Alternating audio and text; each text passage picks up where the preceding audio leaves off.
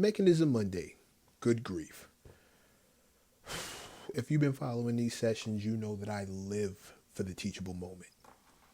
And most of the time, I can get that moment delivered in a non-offensive pill form. But every now and again, in order to make sure it hits, it needs to come in a suppository.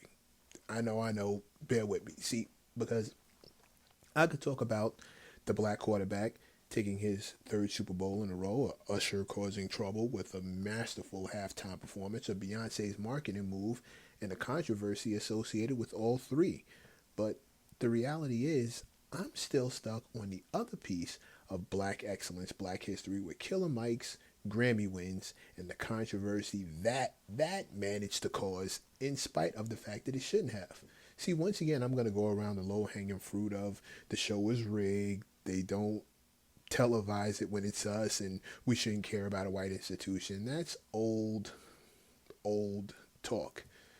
Now, I'd rather put attention on something new, something that could actually help.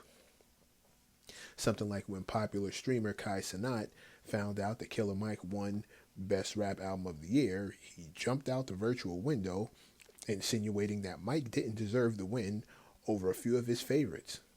And while it's cool to have faves and want to see them do great, when you begin to speak on Mike as if he didn't belong in the category, it made it obvious that he had no idea who Mike was, and he made it safe to assume that he didn't check for the album, which also makes it safe to assume that he had no idea if Mike's music was doper and deeper than his favorites, and why he didn't deserve the disrespect.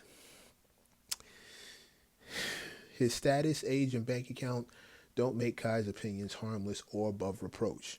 Actually, it's just the opposite. When your followers are past 6 digits, you're no longer just sitting in your room reacting to music. Can't hide behind that one anymore.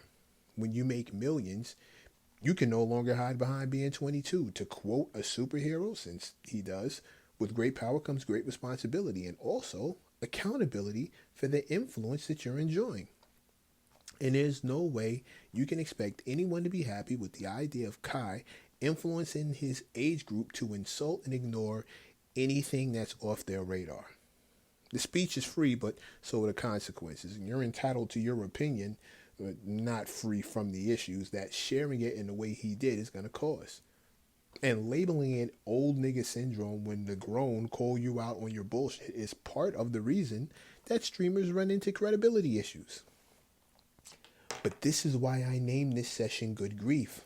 We have the ultimate teachable moment in this dragging that Kai is getting if he can get his ego out of the way long enough to acknowledge that he's wrong and make moves to understand why. If he does that, we'll have one of the most powerful voices of his era equipped to influence his millions of fans to move to a more critical and objective way of thinking that can heal the generational divide. But if he can only get there if he's ready to go through the growing pains life lessons come with. If not, his ego will continue to convince him that everyone older who disagrees with him is doing so for hate or clout until he's older with signs of arrested development dripping out of his speakers. And despite what Killer Mike himself thought of me during our interview on My Expert Opinion before the Grammys, I really want my culture to grow on all fronts. So I sincerely hope that this is one of the most uncomfortable lessons he learns on his journey to the heights of his success. Because I hate to see Kai's failures be his fault.